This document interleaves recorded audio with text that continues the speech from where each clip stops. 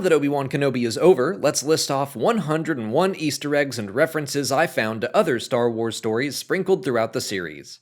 Several viewers noted that each episode mirrors the corresponding episode of the Skywalker saga. Part 1 largely takes place on Tatooine and introduces us to an important child.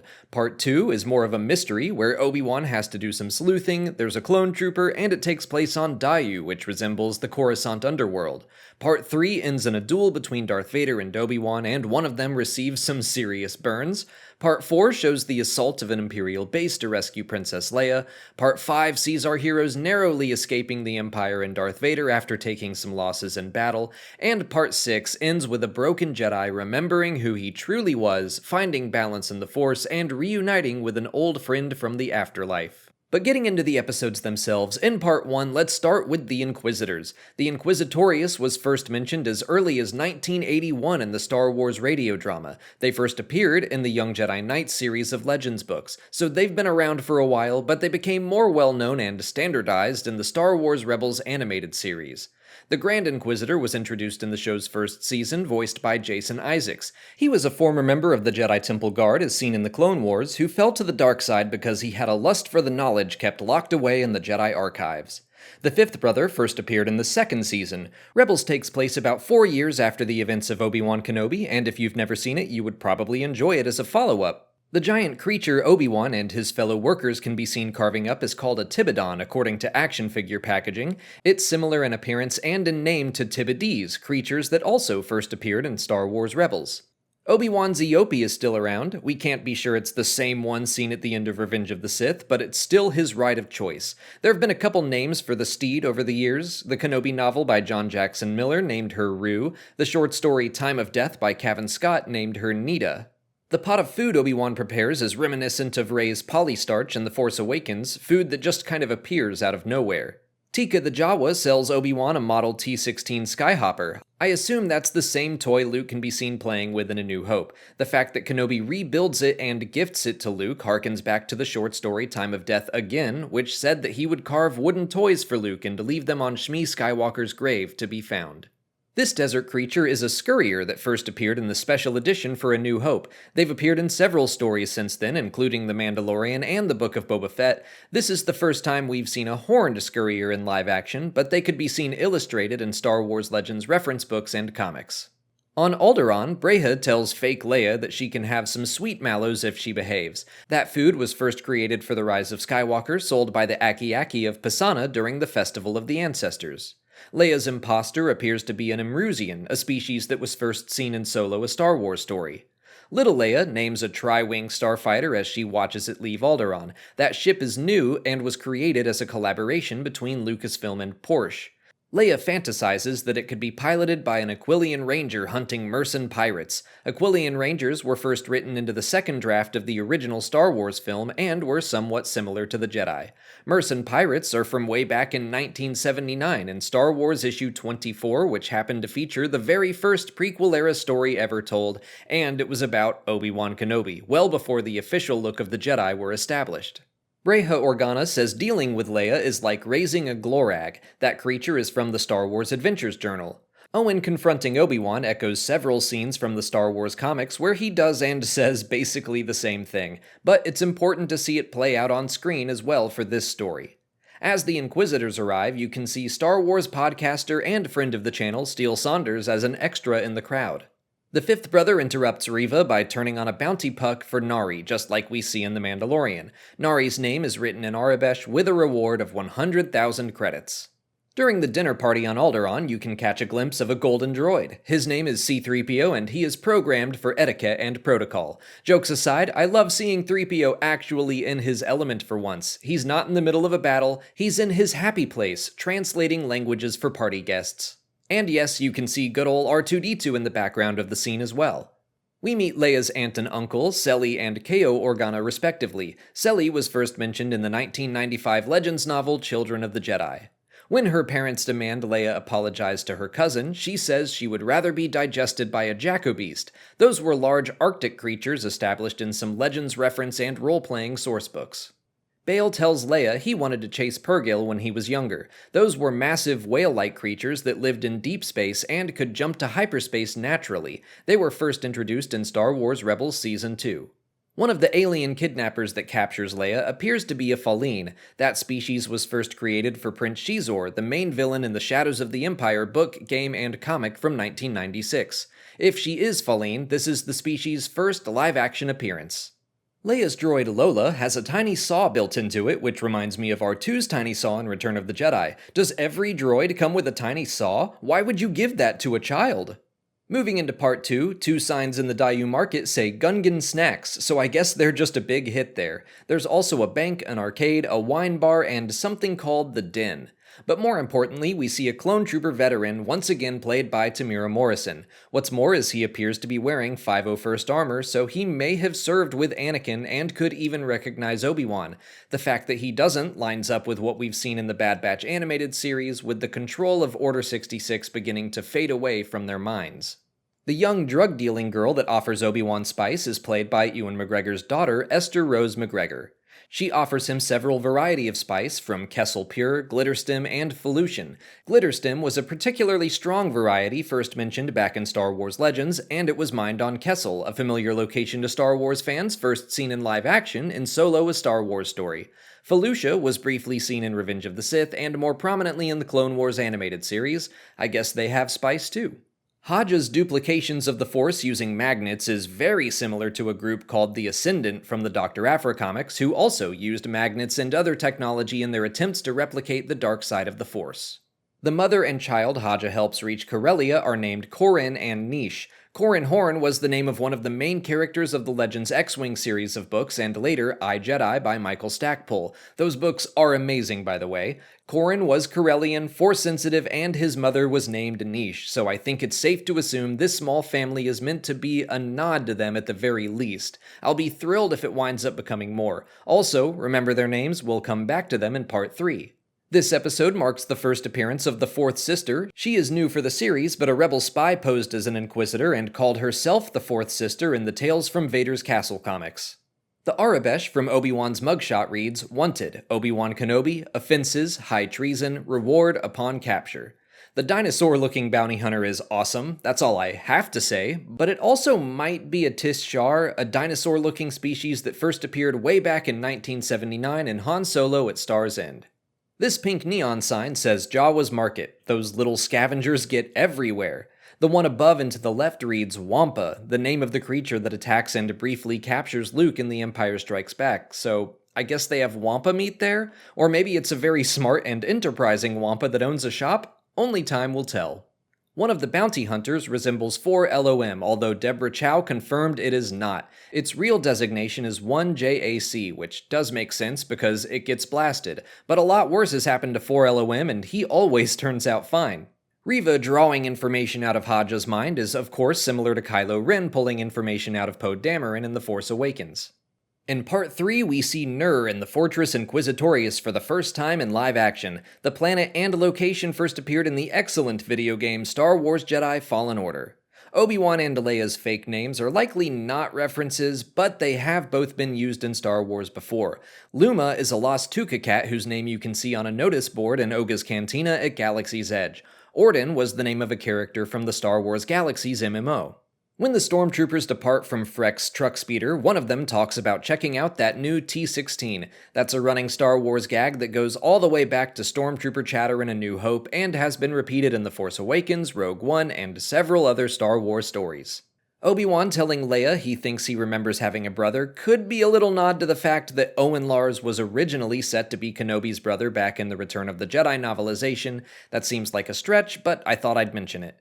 The Inquisitors say that Mapuzo mines a resource called Ventrium. That mineral was originally from the Star Wars Galaxies MMO, but nothing is really known about it. But then this episode shows us that it's highly flammable.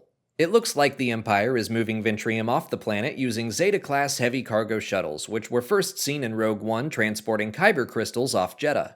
Oh boy, Tala's safe house has carvings all over the wall in Arabesh that are fun references to existing characters. The one Obi-Wan reads is from Quinlan Vos, a friend of his who appeared in the Clone Wars, was the main character of the novel Dark Disciple, and largely rose to popularity thanks to the Legends Republic comics. Valen Halcyon is the name of Corran Horn's father in Legends, so that's another connection made to Corran and Nisha's appearances throughout the series. Jyn Altus and Rogonda Ismarin were both Jedi survivors first mentioned in the Legends novel Children of the Jedi. For Life and Light is written behind Tala, which is almost a saying from the High Republic era for light and life. It's out of order, but it's close enough.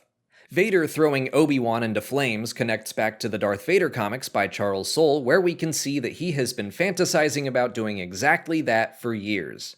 In Part 4, Obi-Wan reaches Jabiim. That planet was originally created for the Legends Republic comics, where Obi-Wan took part in a large battle, which wound up being a significant loss for the Republic. Roken speculates that the Fortress Inquisitorius might have a training facility inside, and although we don't see it in this episode, he is correct. Cal Kestis fights his way through it in Star Wars Jedi Fallen Order. Speaking of Cal, they say nobody would be stupid enough to attack the fortress, but Cal and Seer Junda and the crew of the Mantis were the first people to infiltrate the stronghold 5 years earlier. I guess word of that hasn't spread around much. Sully mentions the T-47 speeders aren't for combat, they're used for hauling sewage. That's true, the T-47 was originally built for cargo transport, but the Rebel Alliance modified them for combat and the snow in The Empire Strikes Back. Reva tells Leia the Empire intercepted a transmission about the path on Balnab. That planet first appeared in the Clone Wars episode Nomad Droids, where R2-D2 and C-3PO stumble across a group of people serving a Wizard of Oz-style dictator, who is eventually revealed to be a group of pit droids operating the holographic persona of the leader. Obi-Wan breaks into the Fortress Inquisitorius in a similar way as Cal Kestis, although he needs Tala on the inside to help open the underwater ports, so I guess the Empire upgraded their security. Slightly.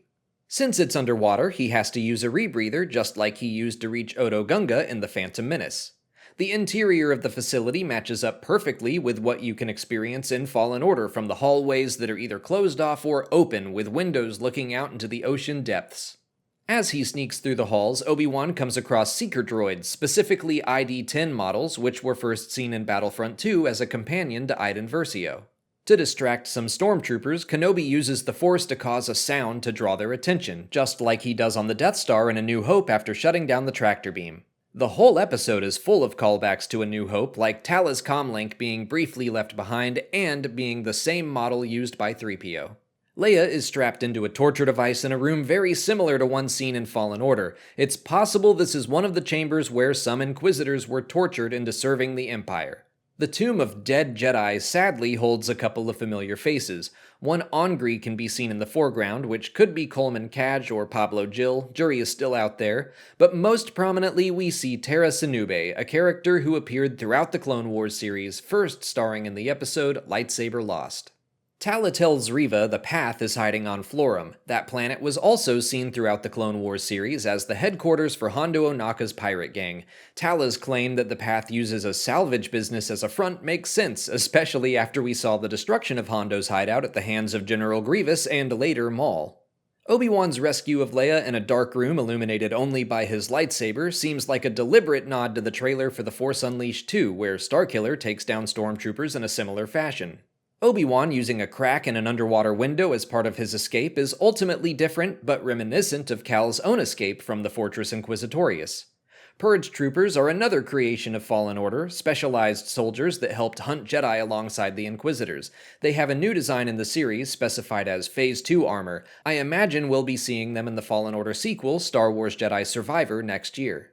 In Part 5, we of course see Anakin and Obi-Wan again as Master and Apprentice, but before Kenobi enters the training area, I think Anakin is staring off at Padme's apartment building.